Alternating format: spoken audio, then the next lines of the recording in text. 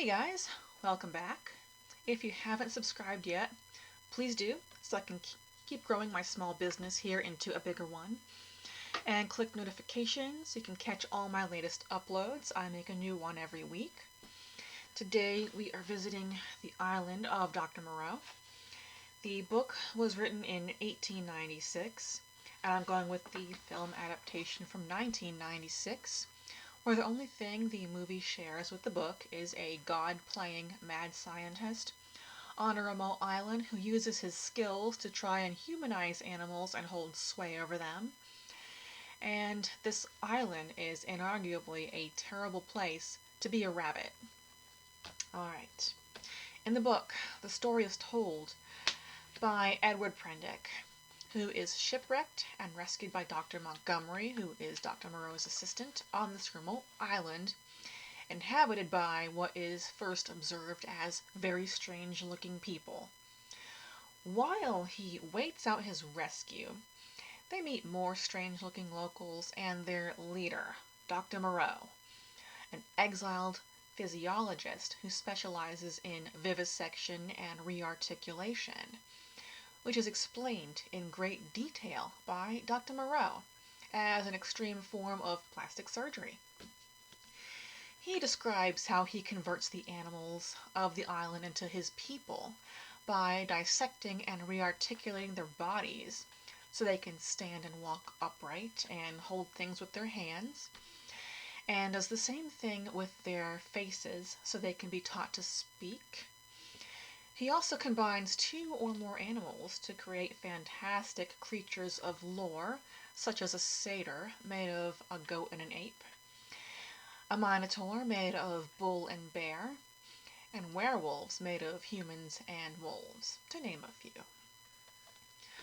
While Prendick is, there with Montgomery, they see a caged puma that is in mid-conversion and in terrible pain. And there is a trial for the leopard man for breaking the law and hunting down and eating a rabbit. His sentence being further surgical conversion that prompts him to flee, and he's cornered by the other beast folks, and mercy killed by Prendick. Later on, this puma that's in mid-conversion breaks free and kills Dr. Moreau. And during all that, Montgomery invites some of the beast folk to get drunk with him, and the result is a beast folk bar fight that gets Montgomery, Milling, and the Sayer of the Law killed, leaving Prendick alone with still no means to escape since Montgomery burned his boat and he's been unsuccessful in crafting a raft. So he is there alone with these beast folk, looking to him for leadership. But he doesn't do much of anything to continue enforcing Dr. Moreau's laws, so they go back to complete animal behavior, traveling on all fours, hunting and killing prey, and drinking straight from streams and other bodies of water. Prendick escapes soon after and returns home to England, where his experience from the island continues to haunt him. He can't stand to be around people because he still sees the animals within.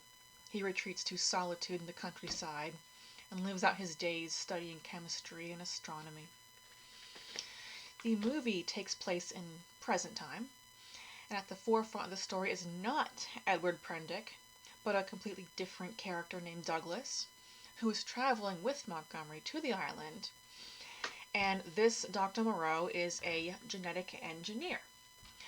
Am I the only one who remembers his little guest appearance on, I think, the 5th episode of the first season of South Park? Pig and elephant DNA just won't splice, ring any bells? Anyway, so, he's a genetic engineer. He splices human DNA with that of various animals, and his beast folk are all at various stages of humanity, depending on how much they obey the laws and take their medicine. And many of them look more like discount Wookiees than they do like mythological creatures. He has a human feline daughter named Aisa, who is also not in the book, and is the most human until after Dr. Moreau is killed and she can't get her medication. Her feline reflexes and sharp teeth reveal themselves just before Maling kills her. The whole revolt of the beast folk starts after the trial and execution of the leopard man, whose name in the movie is Lomai. The hyena swine is sifting through Lomai's cremains and finds the implanted electrode that they all have, that Dr. Moreau activates to keep control over them. The hyena swine leads the revolt, and they kill Dr. Moreau, Montgomery, and Maling, and Aisa. They all end up dead. And the Sayer of the Law survives. And just when it's just him and Douglas and a few other surviving beast folk, they kind of just decide that they really aren't human, and they're not going to bother with the laws anymore. And the movie reconnects with the book, with Douglas returning home, as the beast folk return to their roots. And that covers the island of Dr. Moreau. Please feel free to leave a comment and smash the like button. And I'll see you back next week for It's a Surprise.